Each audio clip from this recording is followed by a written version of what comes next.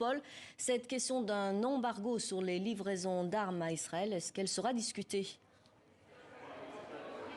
Eh bien Pascal, cette question sera peut-être évoquée, mais elle ne figure pas officiellement à l'ordre du jour, même si l'Union européenne doit en principe interdire toute livraison d'armes à un pays qui est soupçonné de ne pas respecter le droit humanitaire, le droit international. Mais Charles Michel voudrait surtout que les 27 parlent d'une seule voix pour dire qu'il faut absolument imposer un cessez-le-feu à Gaza, et ce n'est pas gagné, parce qu'il y a toujours un pays qui manque à l'appel, c'est la Hongrie de Viktor Orban qui continue à exprimer son soutien inconditionnel à Israël.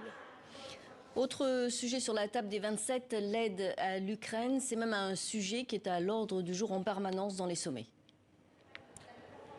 Effectivement, et le président Zelensky participera une nouvelle fois à la réunion en visioconférence. Alors j'ai jeté un coup d'œil sur le projet de conclusion du sommet et les 27 devraient annoncer qu'ils vont intensifier l'assistance militaire à l'Ukraine autant que nécessaire. Mais attention, le mot nécessaire n'est pas défini, on ne sait pas très bien ce qui se cache derrière ce mot. Et puis les 27 devraient également discuter de l'utilisation des intérêts des avoirs russes qui sont gelés en Europe.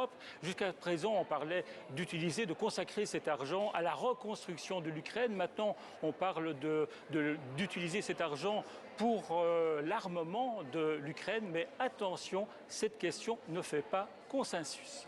Merci Paul.